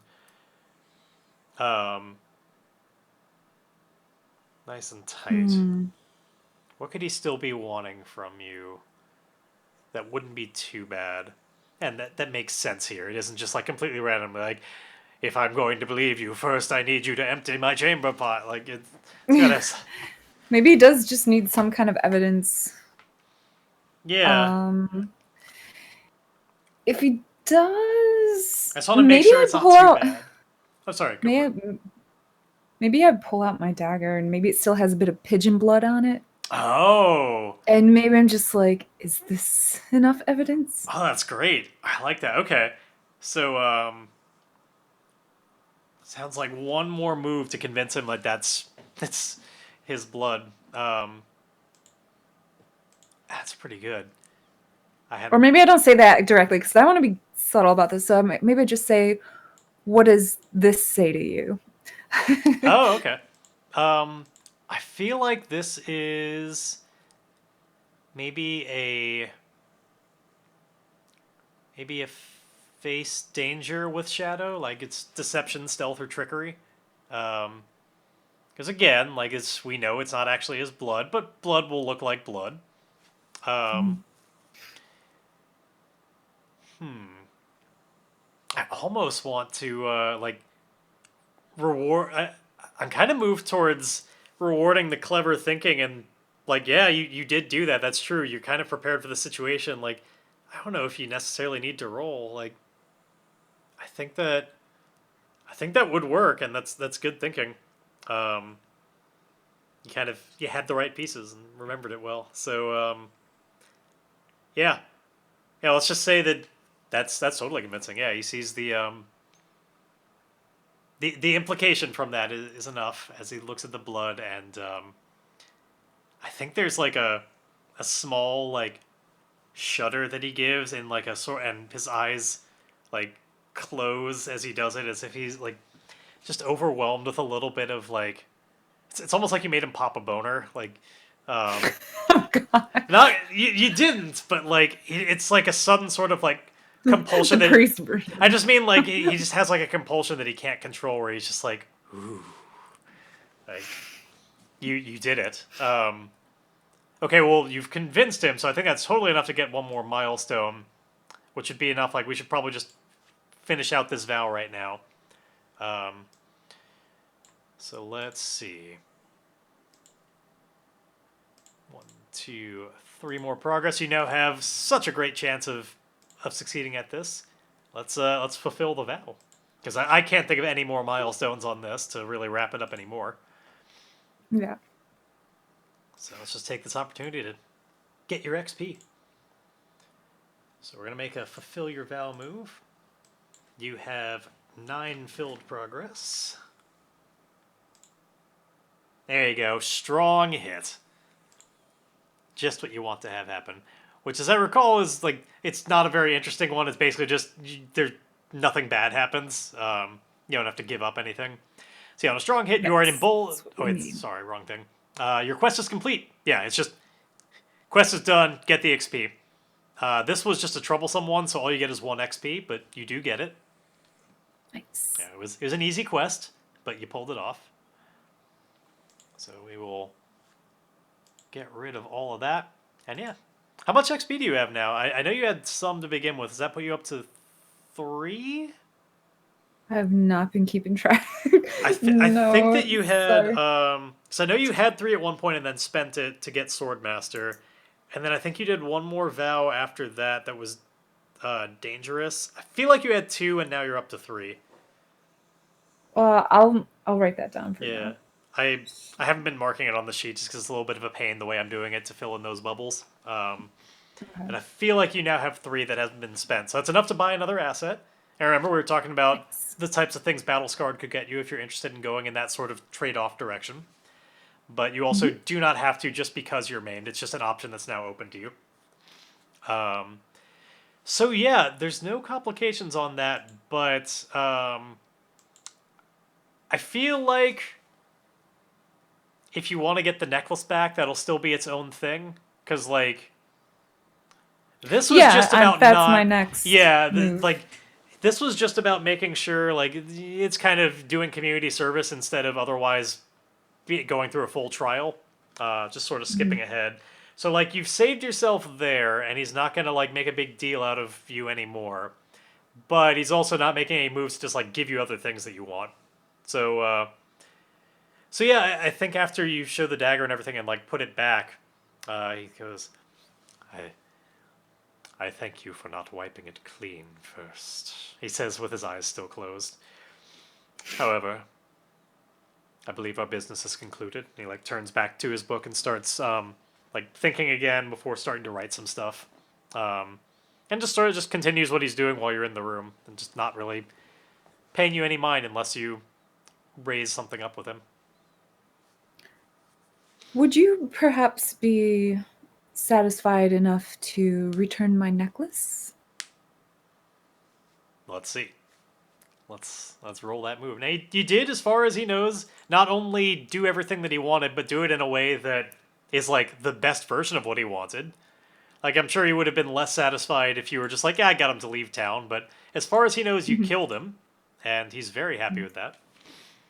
So in fact, so much so that in theory, if you had any interest in continuing a relationship with this character, you did do a quest for him. You might have been able to forge a bond, but it would be a weird bond where it's like you have history together, but not all good history.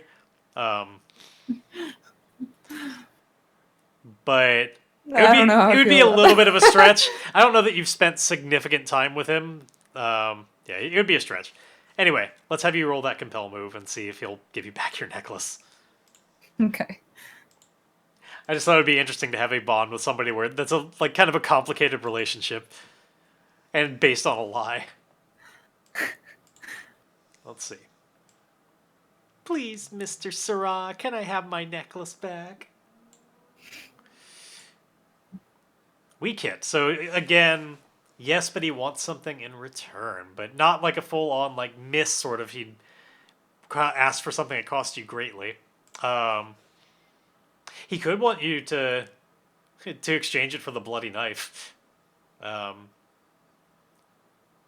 which might be like represented as a hit to your supply, which you don't have, which would then move momentum down. And we would just know like the knife that you had, like you're kind of out of knife. So I could definitely Okay. see him. I could see him liking, like wanting to do something. Like as far as he knows, this knife caused death, and that could have something that, like ritualistically that he's supposed to do with it. Um, so yeah, why don't we just wrap that up that way? Like I don't think it's so important that we need to make a big thing out of it. But Okay. you do get one more momentum, which I think we gave you before. Yeah, the last time you made a compel. So you get a +1 momentum. He will indeed give you back the necklace. Like he reaches into a drawer in his desk, and while holding it up, says that he'd be willing to part with such a thing in exchange for you leaving the knife Hmm. and trade objects. And indeed, the +1 momentum will be canceled out by the -1 that happens when you lose supply that you don't have. So just you gain no momentum, but you get the thing you really want, which is get that necklace back. So yeah, we are returned, and I think as soon as you put the necklace on, as I assume you'll do that relatively soon, um, Flint will will have some words. He's not like mad at you. He knows it's not your fault, but like, I want to find out real quick. I want to ask an oracle. I want to know if Sera had put the necklace on. Like, have he and Flint had an opportunity to talk? I gotta know this. No, because I don't think he would have given it back if he had heard him. We'll see. I don't know. It may be a one-directional sort of thing. Like, less that Flint said anything to him, he may have just like heard this guy's mind. Oh, maybe he was happy to get rid of it if he's hearing a creepy voice. Yeah, maybe. Who knows? But yeah, let's ask an oracle here. Let us find out. Where is the thing I'm looking for? Oracles. I want. There we go. Ask the oracle. I think, yeah, whether or not he put it on, I think it's likely. I mean, it's a really intriguing thing. It's like a little glowing thing. Like, I think this is either likely or 50-50. Because it could also be the thing where it's like, it looks too weird and he doesn't want to risk it. That's my bladder. I guess there's enough doubt in my mind of like reasons why he wouldn't that we should just make it 50-50. And we'll flip a coin here and see, did he put it on? No. Okay, so apparently he never put it on. In which case, when you eventually do, all Flint has to say about it is just, oh, thank God. I had begun to, after it had been this long since I had felt that contact with you, I had worried that I was to be lost forever. You have no idea. It's good to have you back. You have no idea what a relief it is to feel that connection again. What happened? We have some more travel companions. Really? What, tell me more. Well, I told Sera I would shut up Glynn, and I found a way to do that. He's like, who's Glynn? I guess you didn't hear he the conversation. Yeah, he has no idea who Glynn is. He's been in like a drawer this whole time, so like, oh yeah, some observation of the outside world. It was too muffled. Yeah, he doesn't know who Glynn is. Who's Glynn? And why'd you have to silence him? I imagine this kind of continuing as you're just like walking along through the streets. He's just got all these questions. He's just so happy to have contact again. He's a religious leader who opposes the ideas of this city, and we're going to lead them to their promised land. I feel like that's the moment to like cut out on that scene. Like, he may have had more questions for you, but if we were watching this in a show, that would be the last word on that scene. Like, he is a religious leader, and we're gonna lead him to the promised land. So then, yeah, next we would have is probably you with the group of them outside the gates. Like, you have Thornberry back at this point, and are just ready to hit the trail. I, of course, also have an eye on the clock and see we're getting towards that point, so I want to find a good moment to end on. We got a little bit of time left, though, so we should probably at least undertake that journey, and like start hitting the trail. And as we recall, you have a +1 to this because of your preparations. So yeah, let's see as you head down the road towards the next town on the way to this obelisk. I think we should finally officially make this like a because we're not really headed towards any one place in particular other than towards the obelisk. So I think we should make this journey like the journey to the obelisk, and then milestones along the way could be towns. Mm-hmm. Not all of them necessarily, but so when we set the rank of this, let's consider it as if you're going all the way to the obelisk, which I think would probably be still a I think it's far enough that this is. It's either dangerous or formidable, and I'm leaning towards formidable. Like, I still think there's a ways to go.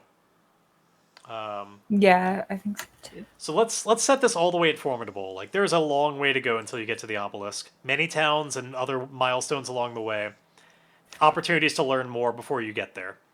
So then, yeah, let's. I'm gonna make the vow 3 slot be the journey to the obelisk.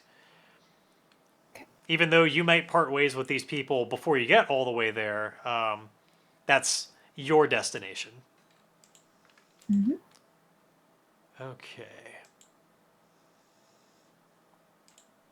So vow 3, changing to the journey to the obelisk. Ba-boop. And we're going to set that all the way at formidable. And then clear all this progress that you guys can't see right now anyway, but I'm invisibly clearing it. And all right, good to start a journey. So let's see how we get started off. I'm checking your Wayfinder right now. So what it gives you is, okay, if you burn momentum to improve your result, envision how you reorient yourself and take +2 momentum after the reset. Okay, so it's very unlikely to help you right now, but later down the road, it might help. You just don't have enough momentum to really benefit from that particular usage of it, but I am sure on a journey this long, we will get a use of it somewhere. So, you are using your wits, and you get a +1. Oop, not +12, +1. That would be Sweet! a little too broken there. A little too impossible to lose. Fumbling fingers. Okay, let's see how this goes. All right, so you start off with a weak hit, and definitely one that's impossible for you to correct with momentum, which is going to be a theme for a while. Your momentum is way too low to really have much of an effect. But a weak hit still means that you'll reach a waypoint and mark progress, but you suffer -1 supply. Which, remember, we still don't have supply right now, which is a bit of a problem. So you're going to lose a momentum, but you'll reach a destination, or reach a waypoint rather. I think it's still too early for this to be a city, but just some place that we can find. Let me set your momentum before I forget it, and give you that 1 progress. Boop. So let's see, what kind of milestone could this be, keeping in mind that we're about to wrap things up, so I want it to be a nice evocative place. Maybe we can roll an oracle to help with this. I think it's definitely still on the road. It's wilderness somewhere. It is not a full-on town, but some place where you guys call it a day. And, of course, always keeping in mind that we still have the horrible winter going on right now, so set the visuals accordingly, that this is probably a long day of trudging through snow. It's slow going, and with people that are not very well accustomed to travel of any kind, and they don't have great warm weather clothes or anything, like they barely have any kind of clothes. So it's a very slow process. And with those visuals, maybe we come across an oasis of sorts. Like, maybe it's kind of like, I want to say like a glen that kind of dips down and a little bit more sheltered from the winds. yeah, like Okay. maybe it just seems warmer there. Maybe there's I'm a also brook. That could be good. I'm also gonna roll on a location oracle to see if we can get a something else that might. Oh no, we can. I want to see if we can use both. Like, just use this to kind of spice up what you got, just that little bit more. Okay. So let's see. It said forest, so yeah, it's like just outside. Oh, it's yay. like just outside of one. Like, yeah, there's like this little dip inside where you're a little bit more sheltered from the winds, and there's a small forest. That's the trees are just utterly covered in snow right now, but it's sheltering you a little bit more from from any of the environment effects there. Nice place to just kind of find some shelter for the night and maybe be able to forage a little bit more or hunt and get some supply for you guys. So yeah, just a small forest. Nothing too special about it, but it seems a fitting enough place for somebody with your eyes to be like, you know what? Based on the movement we're going and our progress, like this seems like a good place to stop. Like people are sitting there and they're clearly getting tired. Yeah. It's a good place for the night.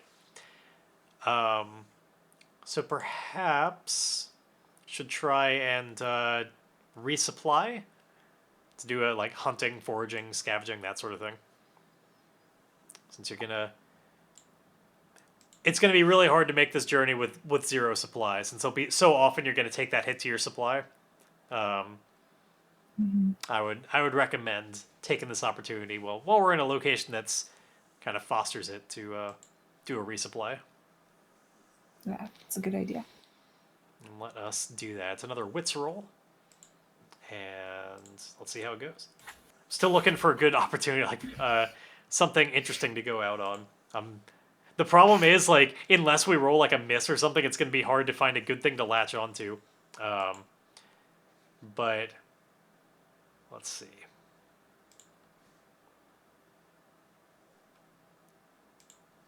So we're going to do a resupply with a 0. Hey, the very opposite. You get a critical hit. So we've rolled an opportunity on resupply, which means not only are you going to take +2 supply, but you're going to find an opportunity here. Something, I think you find something else, and this could be our good moment. We need to find out what else you find while you're scavenging that's like extra special and not just regular goods. I think it could be something a little weird because you rolled double 5s, which is pretty damn good. Like we're starting to scale up a little bit. Like what sort of thing you could have found. There's actually a hold on, let me just set the things before I forget it. But we have some new moves from Delve that I haven't looked at too much yet. But one of them is about like relics and stuff. I wonder if you could have found like some other minor magic item or something that like was lost around here a long time, or like something related to the forest itself. Maybe what you find is some sign that there's more to this forest than what initially meets the eyes. Like there is, like, most people think it's just this regular forest, but maybe there's like some. It's kind of like in like the visual I'm getting right now is like in Stranger Things, where like if you were to crawl through this like tunnel in the tree, you would emerge somewhere else special. Well, what I was thinking was I've been looking for this moth musk. Oh yeah, the moth musk. Maybe it's in this forest. Maybe it's like because it dips down, it's a bit more humid. Maybe it's got its own little like sub. I totally forgot about the moth musk that you promised your mom that you'd pick up along the way.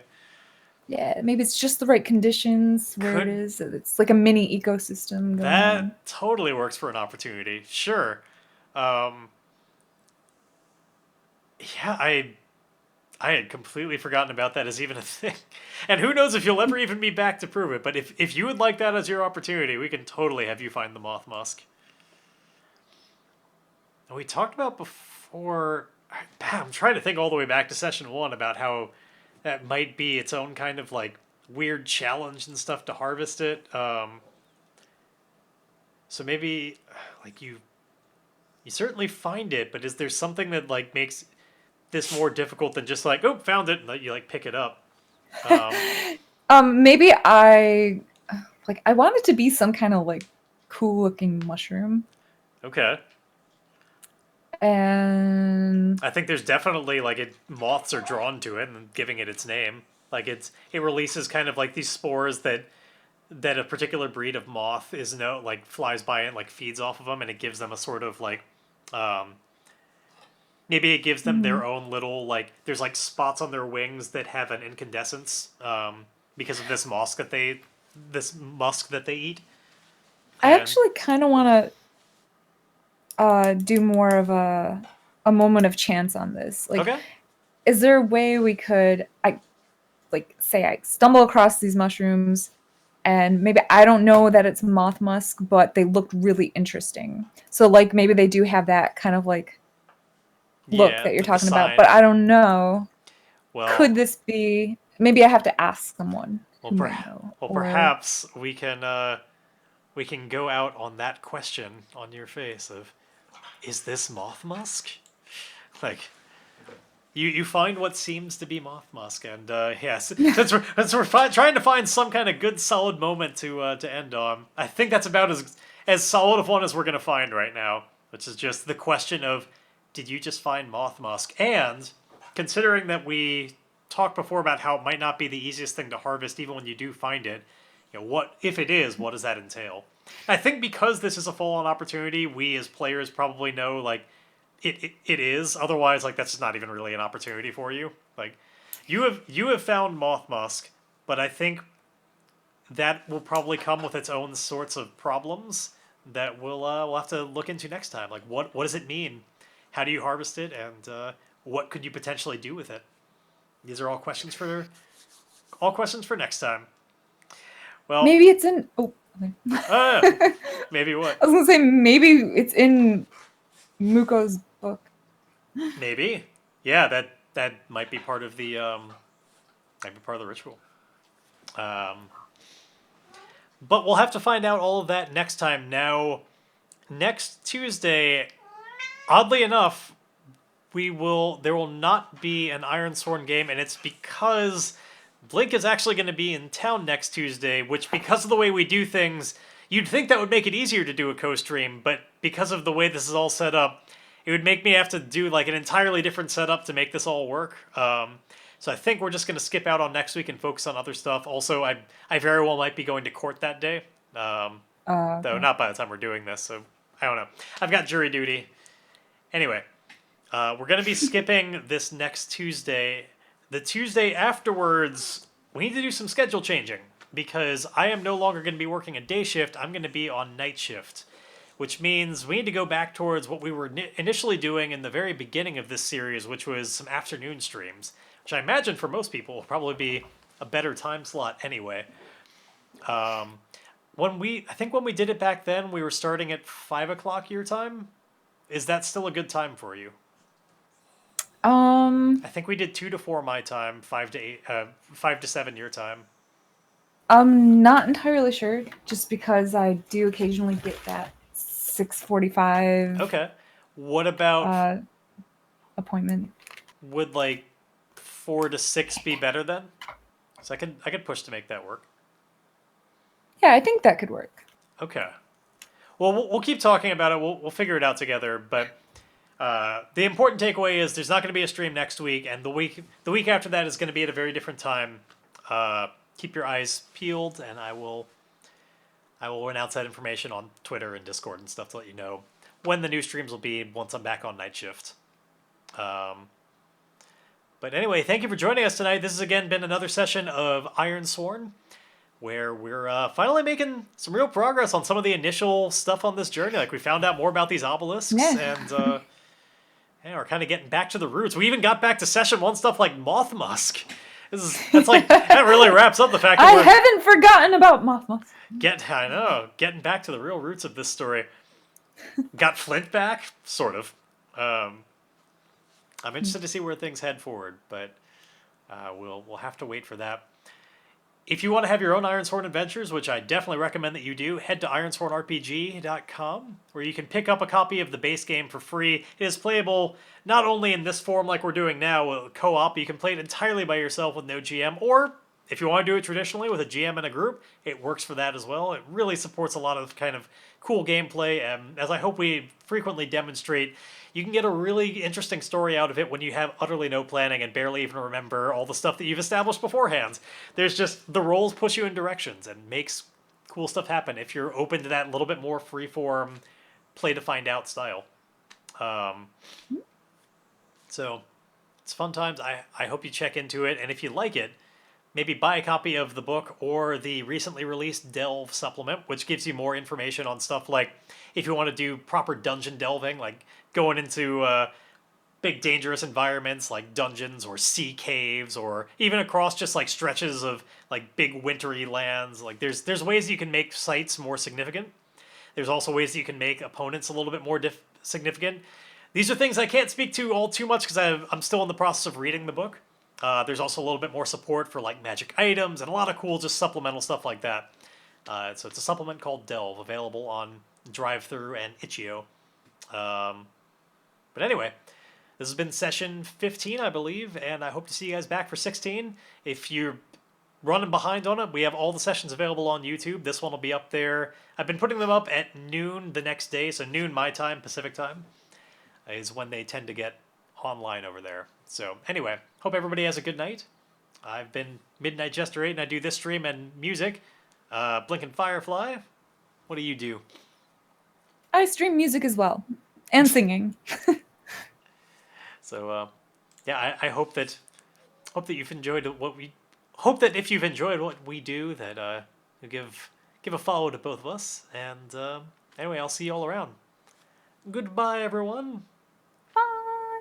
Good night, Z.